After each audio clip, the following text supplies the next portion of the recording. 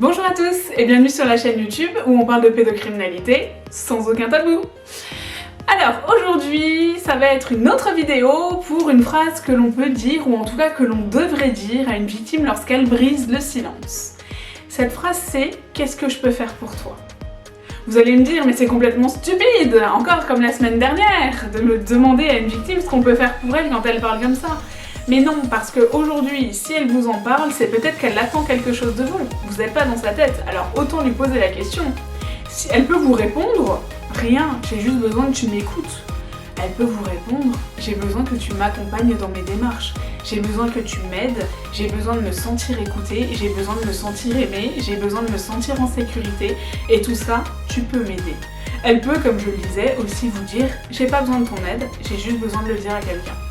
Ok, mais au moins, vous le savez et vous avez demandé. Pour revenir à ce que je disais la semaine dernière, quand on demande à quelqu'un comment est-ce que je peux t'aider ou qu'est-ce que je peux faire pour toi, ben attention, parce que la réponse, ben il faut l'assumer derrière. Ça veut dire qu'il ne faut pas poser cette question-là à une victime si derrière vous n'êtes pas prêt à entendre la réponse. Parce que clairement, vous posez peut-être juste cette question par politesse, comme le « Hey, comment ça va ?» alors que vous n'en avez rien à faire de la réponse derrière.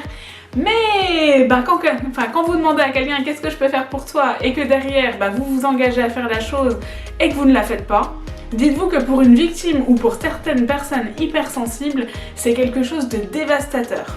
Pourquoi ? Parce que la personne peut se sentir sous-estimée ou pire, trahie. Donc il faut faire un petit peu attention avec cette question.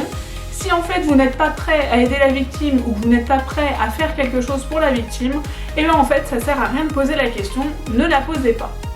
Par contre, et moi j'ai rencontré des gens, comme ça sur mon parcours, qui m'ont dit qu'est-ce que je peux faire pour toi ? C'est des gens qui m'ont parfois aidé à des instants T dans mon parcours et qui aujourd'hui ne sont plus là. Mais c'est pas grave parce que ces personnes-là ont été là pour moi quand j'en ai eu besoin. Et d'ailleurs, il y a forcément quelqu'un dans votre vie, vous avez été là pour lui aussi quand il en avait besoin, mais il n'a pas forcément été là pour vous ou autre et c'est pas du tout grave, simplement parce que c'était un chapitre de votre vie. Moi, dans un chapitre de ma vie, par exemple, j'ai eu besoin de gens qui me soutiennent quand j'allais porter plainte. Il y a des moments où mon mari m'a soutenue dans certaines démarches et il y a d'autres moments où même si lui me soutenait, il était à fond derrière moi, c'était pas forcément lui qui m'accompagnait parce qu'il n'était pas forcément disponible à ce moment-là. Donc ça a été des amis, parfois ça a été la famille, ça dépendait. Et bah oui, parce qu'il n'y a pas beaucoup de ma famille qui m'a soutenue, mais j'ai quand même encore de la famille, parce que ça c'est un truc qu'on me sort souvent dans mes vidéos. J'ai quand même encore des membres de ma famille, on dirait pas comme ça, mais si. Outre cet humour, en attendant, blague à part, clairement, si quelqu'un vous pose la question, vous pouvez répondre franchement et vous allez surtout rapidement vous rendre compte si la personne est sincère en face de vous. Si une victime vient et qu'elle brise le silence et que vous lui posez cette question, soyez vous aussi sincère et soyez surtout prêt à attendre ce qu'elle va vous demander. Parce qu'elle peut autant vous demander de l'aider à aller acheter du pain parce qu'elle a une phobie sociale que vous demander d'aller l'aider à faire ses soins ou à aller porter plainte. Ça là c'est plus compliqué. Par contre aussi, attention aux victimes de ne pas trop être énergivores envers les aidants. Parce que parfois on va tellement mal, on est tellement pas bien qu'on n'arrive même pas à voir que l'autre on lui mange son énergie positive. Ça veut dire qu'il y a des gens, et je suis sûre que n'importe qui connaît quelqu'un comme ça autour de lui. Vous avez des gens, ils vont pas bien. Toutes les 5 minutes, ils vous disent « Je veux mourir, je vais pas bien, ma vie est pourrie, oh t'as vu, il pleut ». Enfin, franchement, ils voient toujours que le négatif partout.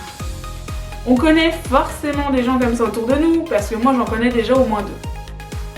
Si vous n'en connaissez pas, cherchez un petit peu, vous allez rapidement les trouver. Et à mon avis, la plupart vont rigoler devant ce que je suis en train de dire, parce qu'ils verront tout de suite dans leur tête de qui je veux parler, dans leur entourage. Franchement, mais dès que quelqu'un dit ça, moi ça me fait tilt et je repense aux 2 personnes là, clairement. Donc forcément, quand moi je dis ça, ça va vous faire tilt. Et ben, une victime, quand elle brise le silence, elle peut être comme ça parce qu'elle ne va pas bien. Et en fait, vous ne pouvez pas vous substituer à un professionnel de santé. Vous n'êtes pas psychologue, vous n'êtes pas psychiatre et ça, c'est pas votre taf. Et là où vous allez pouvoir aider la victime, c'est que vous allez pouvoir lui dire « Ok, tu vas pas bien, t'as besoin de me parler, mais moi ce que je vais faire pour toi, c'est que je vais t'aider à trouver quelqu'un à qui tu puisses parler, je vais t'aider à trouver quelqu'un qui puisse t'aider. t'aider, quelqu'un qui puisse t'apporter justement son œil d'expert, parce que clairement les psychiatres sont là pour ça, et on enlève tout de suite cette image, il n'y a pas que les fous qui vont voir des psys, loin de là. Et ça aussi, on va le voir dans une autre vidéo, pardon, j'ai failli m'étouffer en parlant. Ça aussi on va le voir dans une autre vidéo, où justement, ne pas apporter de jugement aux victimes. Et ça, c'est la vidéo de la semaine prochaine. Simplement pourquoi? Parce que les victimes, tout au long de leur parcours, vont avoir ces jugements. Elles en auront donc pas besoin d'un en plus. Donc quand elles brisent le silence avec vous, quand vous leur demandez comment je peux t'aider, alors ne les jugez pas quant à la réponse que vous allez recevoir. Et par contre, aidez-les réellement. Ne vous engagez pas par cette question à faire quelque chose qui en fait ne vous convient pas, ou plutôt à dire que vous allez faire quelque chose que vous ne ferez jamais. Je vous laisse avec ces réflexions et j'aimerais aussi votre avis parce que j'en reçois quelques-uns. Mais là j'aimerais vos avis sur les 4 dernières vidéos de la chaîne, voir si vous aussi en tant que victime vous auriez eu besoin de ça. Il y a encore 6 vidéos qui arrivent parce que j'ai dit les 10 points. Et si en tant qu'aidant vous avez vécu ça, vous avez en fait déjà des exemples à donner ou autre, ou si justement vous trouvez que c'est inutile et c'est pas du tout ça que vous auriez dit. À vos claviers!